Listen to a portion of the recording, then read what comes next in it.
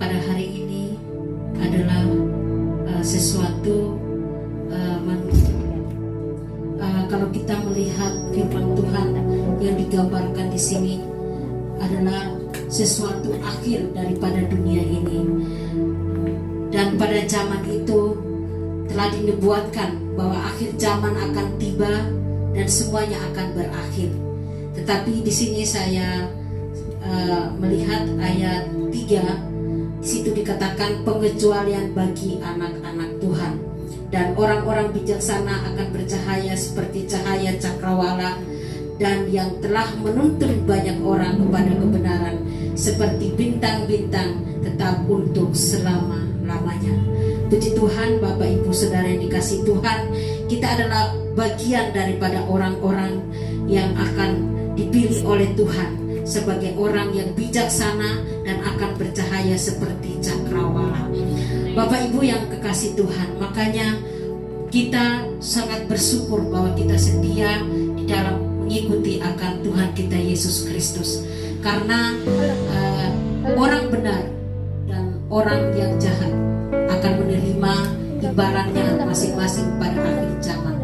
Dan dikatakan bahwa orang yang benar akan menerima hidup yang kekal di dalam sukacita yang luar biasa.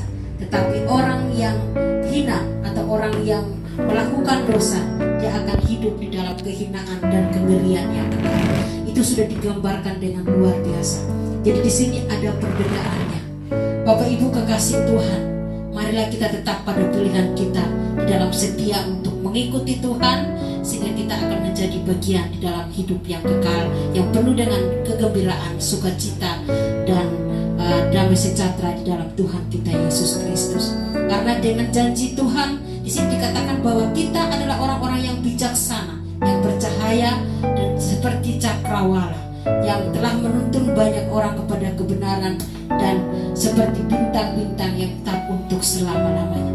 Jadi Bapak Ibu Saudara yang dikasihi Tuhan, tuntutan untuk kita sebagai orang-orang percaya bukanlah sesuatu yang gampang. Di samping kita hidup sebagai anak-anak Tuhan yang tetap berkenan di hadapan Tuhan, tentunya kita juga harus hidup mempengaruhi orang lain. Kita harus hidup membawa orang lain kepada kebenaran. Kita harus menjadi orang-orang yang mengajarkan kebenaran kepada orang-orang di sekitar kita. Kita harus berusaha sebagaimana caranya kita bisa mendekati orang-orang untuk datang kepada Tuhan.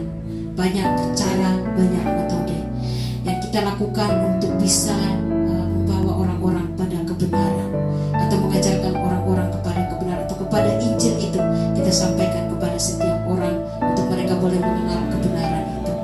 Bapak Ibu Saudara yang dikasihi Tuhan, mari kita lakukan itu dengan setia, karena kita akan mendapatkan upah kita di dalam kerajaan surga. Tentunya di dalam kehidupan kita setiap hari kita akan bertemu dengan begitu banyak orang. Banyak orang yang kita tahu yang sebenarnya mereka belum mengenal kebenaran. Mereka belum pada di jalan kebenaran. Tapi terkadang kita banyak mengalami kendala untuk menginjili mereka atau menyampaikan kebenaran itu kepada mereka. Yang mungkin mereka kurang simpatik. Terus yang kedua, mereka menutup diri. Dan yang ketiga, mereka punya prinsip dan kepercayaan sendiri. Itu yang susah untuk kita bisa mengajarkan kebenaran kepada orang lain.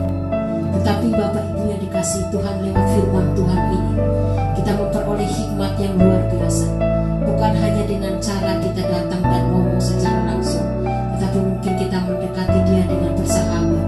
Kita mau berdoa, sebut namanya setiap hari, maka Tuhan yang memiliki kasih dan kuasa, Tuhan dengan kuasa Roh Kudus-Nya akan menjamah hati setiap orang untuk datang kepada Tuhan.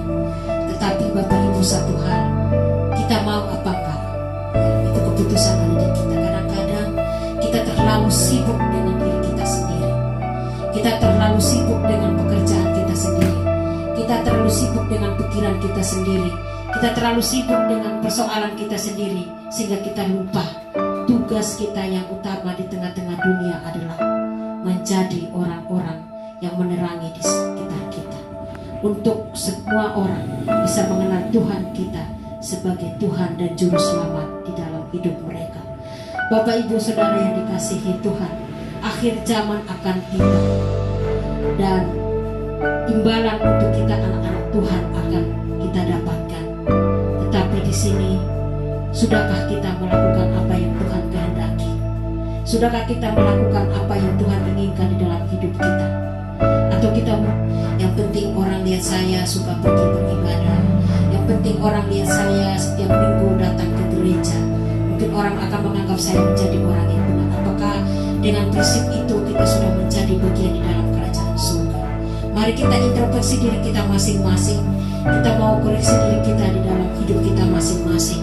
Dan biarlah Tuhan, kita biarkan Tuhan yang bekerja sangat luar biasa di dalam hidup kita untuk memakai kita menjadi alatnya di dalam menyampaikan kebenaran di tempat kita, dimanapun kita berada, dimanapun kita melangkah, bertemu dengan siapapun. Mari kita mau menginjili mereka. Mungkin tidak jauh di dalam rumah kita, tetangga kita, orang-orang atau saudara-saudara yang kita kenal, yang mungkin kita bicara dengan dia setiap saat dan kita bisa ngomong dengan dia setiap saat, tetapi kadang-kadang kita agak sulit untuk mau menyampaikan firman Tuhan kepada mereka.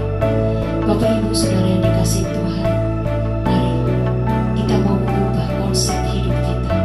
Kita mau mengubah cara kita untuk mendekati setiap orang. Mari kita mau berusaha menyisipkan setiap kata-kata kita untuk kebenaran firman Tuhan.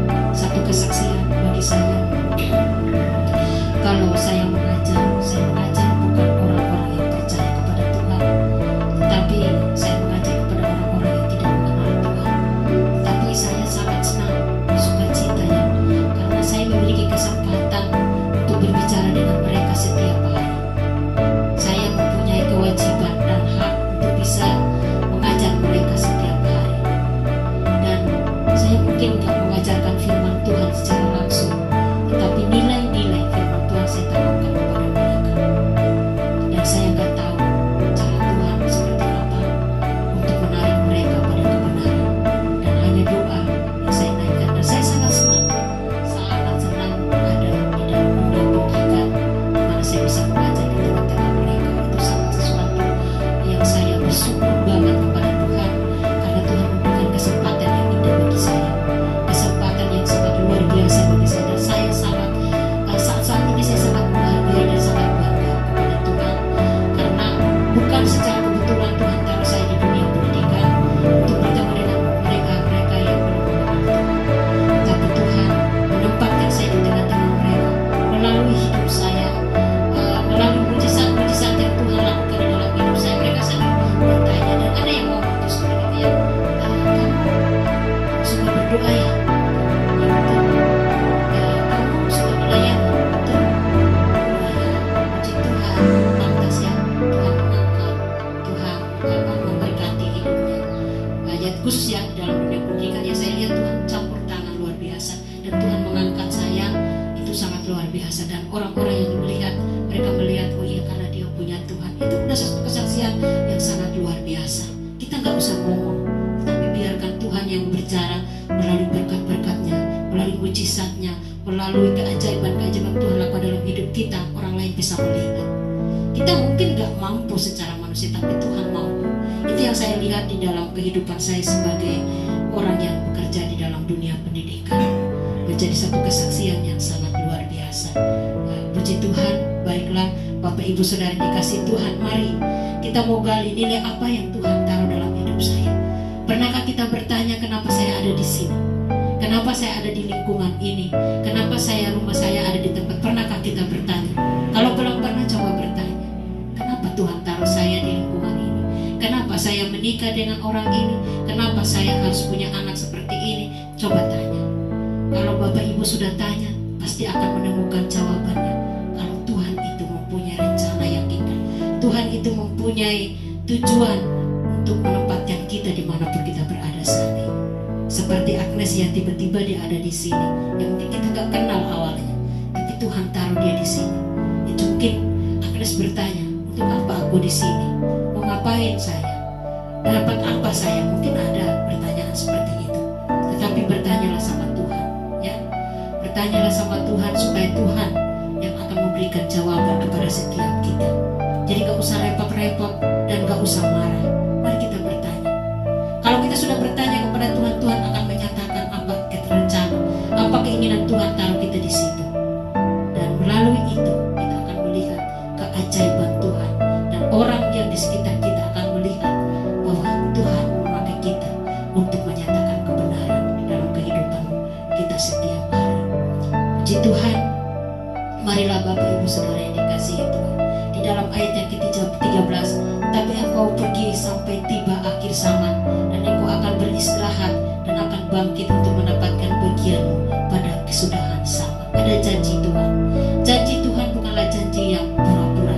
Janji Tuhan bukanlah janji palsu atau PHP, pengharapan palsu gitu ya. Kalau manusia sering banget, hari ini Ken, besok tolong ya lakukan ini ya. Iya Ma, besok lihat kok gak dilakuin, besoknya lagi gak dilakuin. Nah seperti itulah kita manusia. Tetapi Tuhan kalau sudah berjanji, firman-Nya ya dan amin. Kita harus yakin itu. Kalau firman Tuhan sudah berjanji, Dia akan memberikan kita bagian kita pada kesudahan akhir zaman, itu pasti akan dilakukan. Hanya kita setia mengejar sampai pada akhir garis finish, maka kita akan mendapatkan mahkota bagian kita yang sudah dijanjikan oleh Tuhan kita Yesus Kristus. Mari kita berlomba, lakukan tugas kita masing-masing, dimanapun, kapanpun, sebagai apa kita saat ini, sebagai ibu rumah tangga, sebagai kepala rumah tangga, sebagai anak sekolah, sebagai pengerja, sebagai pelayan Tuhan, sebagai apalagi yang aktivis di masyarakat atau pelayan Tuhan. Lakukan tugasmu dengan sungguh-sungguh dan bertanggung jawab, setia dan rendah diri di dalam Tuhan. Maka firman Tuhan yang menjadi janjinya akan menjadi bagian kita pada hari kesudahan. Amin untuk firman Tuhan. Mari kita teguhkan